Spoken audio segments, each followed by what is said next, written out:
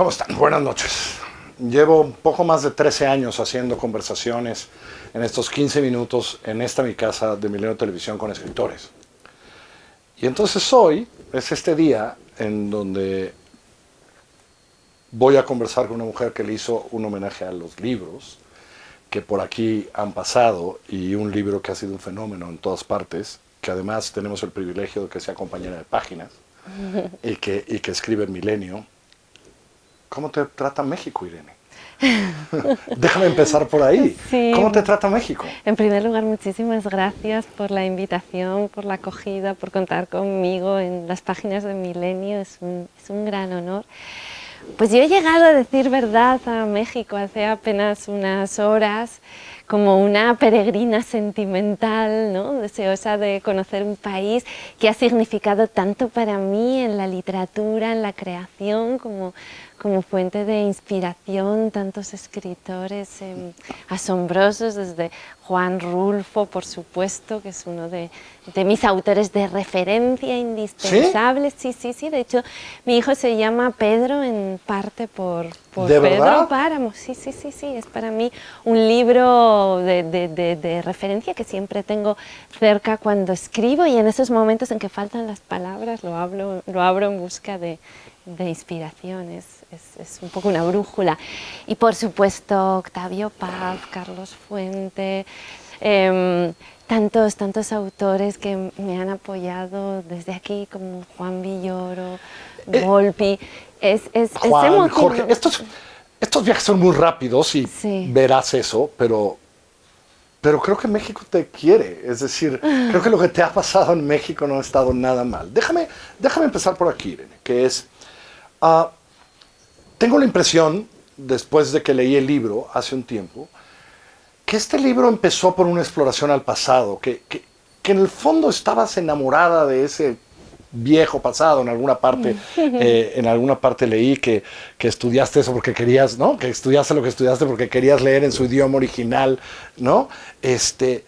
Empezó como un enamoramiento del pasado esto, ¿no? Sí, ¿O no? empezó como una pasión infantil, cuando mis padres me contaban leyendas de Grecia y Roma antes de dormir, y ahí es donde me deslumbré totalmente por aquellas mitologías, por aquellos relatos, por Ulises tratando de volver a su isla Ítaca y todas las aventuras que encontró en el camino.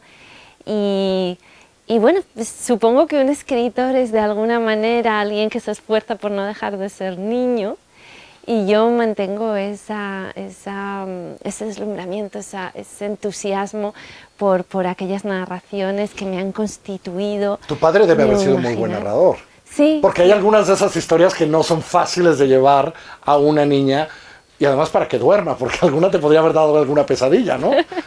Lo de que durmiera no lo conseguían, porque les miraba con los ojos abiertos, ¿no? Y siempre cuando me amenazaban con acabar el relato y dejarlo suspendido hasta el día siguiente, yo suplicaba desesperada por un poquito más de relatos y de cuentos. Era el momento más feliz del día para mí, realmente. Ese era el momento. Sí, ese momento de los cuentos. Y ya de ahí en adelante, en mi cabeza, yo cuando jugaba, cuando estaba sola, era hija única, ya mi cabeza constantemente imaginaba, inventaba historias, y era para mí un ejercicio gozoso. Y decidí estudiar filología clásica porque quería leer a Homero en su propia lengua, y también por un... ¿Lo lograste? Sí. Eso. O sea, lo has disfrutado. Lo he disfrutado en su propia lengua. Se deben contar con la mano de los dedos los que Sí. pueden leerlo en su propia lengua. Es una lengua hermosa, es una lengua muy flexible, con unas palabras muy bellas para hablar del mar, para hablar del paisaje, ¿no? Con una enorme sensibilidad poética. Y el caso es que todo el mundo me decía que si estudiaba latín y griego no encontraría trabajo, que era una decisión insensata, y supongo que la rebeldía adolescente todavía me hacía aferrarme más a mi proyecto. Y ha sido maravilloso que este libro, que yo escribí con tanta humildad y sin ninguna expectativa, pues haya sido la mejor reivindicación posible de que con el latín y el griego, pues a lo mejor alguna cosa se puede hacer. Debes estar absolutamente sorprendida de lo que ha pasado con este libro. Totalmente. Yo nunca imaginé que ni siquiera en España pudiera ser un libro que que, bueno, pues que despertase interés, muchísimo menos que me trajera a mi ansiado y admirado México, O sea, para una conversación como esta. O sea, una filóloga. Entonces, déjame entrar al libro. Déjame primero preguntar, hay una parte del libro que de verdad me dejó así, porque nunca lo había pensado, que es, hoy conocemos nuestra historia gracias al objeto libro. ¿No? Sí, O sea, sí.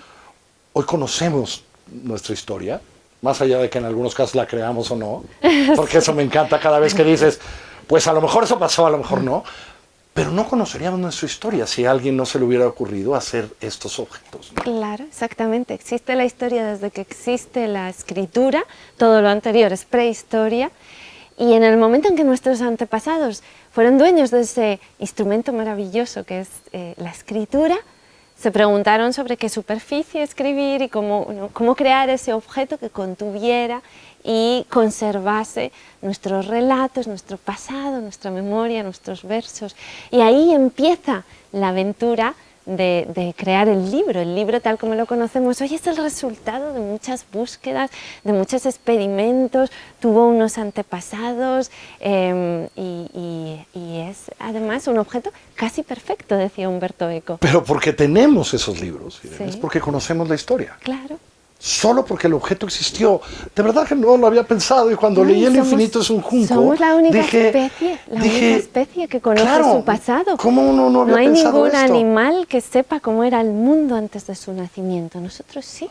Nosotros hablamos con los muertos, nosotros los conjuramos, sus voces, nosotros sabemos en sus propias palabras cómo sintieron, cómo experimentaron el pasado, podemos construir nuestras genealogías, podemos saber cómo avanzamos paso a paso hasta ser quienes somos. Y a mí eso me parece tan fascinante. ¿Fue ese descubrimiento el que te hizo hacer este libro, que por supuesto tiene que ver con las historias, pero mucho tiene que ver con el objeto? ¿Fue de ahí a que dijiste, el objeto, esto, sí, tiene esto mucho que hacemos ver así?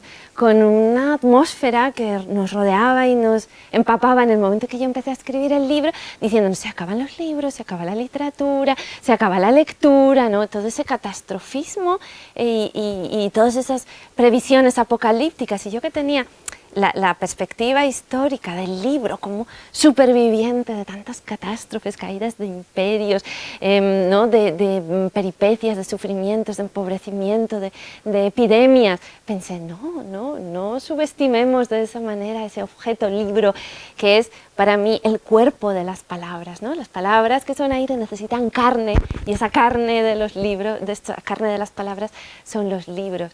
Y yo pensé, no, los libros son grandes supervivientes y se caracterizan por algo, es precisamente por haber superado tantos obstáculos y tantas dificultades, porque ahora pensamos que están al borde de la desaparición. Y decidí escribir esta historia, que es un homenaje al libro que ha traído como un navío hasta nosotros todos esos relatos y que yo creo que tiene muchas navegaciones por delante. Y por eso empiezas con esa biblioteca legendaria, Claro. ¿no? Sí. De un hombre que dijo, hay que conservarlo. Pero aparte, cuentas cosas que creo que son muy interesantes descubrirlas, que es, en cada conquista, ¿no? En cada exploración, estos poderosos siempre decían, los libros. Claro, claro. No solo necesitaban los libros, sino estaban deseosos todos los poderosos, los conquistadores, los reyes, de tener a alguien que contase su historia, alguien que la escribiese y libros que conservasen el recuerdo de lo que habían hecho, porque sin los libros todo se pierde en el olvido lo devora y lo engulle todo, salvo que seamos capaces de frenarlo con estos diques que son los libros. Y Alejandro Magno, al que conocemos como gran guerrero, él soñó reunir todos los libros en un solo lugar y ese lugar fue la Biblioteca de Alejandría.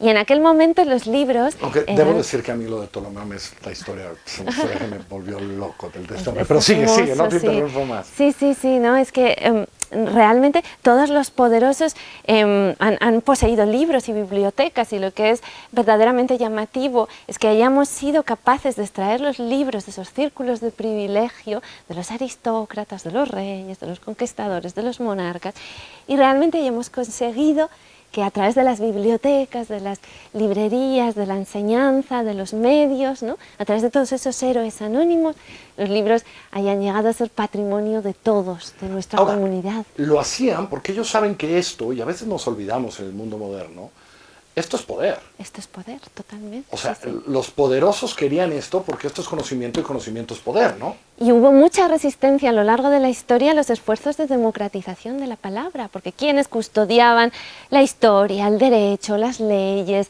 el poder, el relato, se negaban a soltarlo. Y entonces ha sido tan duro conseguir que las mujeres se abrieran paso, que las personas de orígenes humildes, ¿no? Que se extendiera por todos los territorios. Y a mí me parece que eso es una aventura épica, ¿no? Es la épica del conocimiento, la épica de la libertad, porque el poder que adquirimos a través de los libros es nuestra propia libertad. Y esa historia merecía la pena contarla, no solo la épica de las guerras, sino la épica del conocimiento. Te propongo que hagamos una pausa que para quien nos ve va a ser exactamente 24 horas y para nosotros va a ser de 1 minuto no más, para hablar de eso, porque tengo esto, ¿qué es eso? Quiero hablar de la literatura y la democracia, y quiero hablar de la literatura y de su democratización, y de los libros y su democratización, porque yo creo que a final de cuentas eso es lo que ha hecho este libro con sus lectores, ¿no? Hacerlos entender eso, y debes estar muy orgullosa de la cantidad de libros que has vendido, porque eso quiere decir que este libro, que cuenta eso, haya vendido tanto. Usted que nos está viendo, mañana a la misma hora, la segunda parte con Irene Vallejo, la vamos a poner junto en algún momento en el fin de semana y en los noticieros. Gracias, soy Carlos Puch, esto es En 15, ahora volvemos.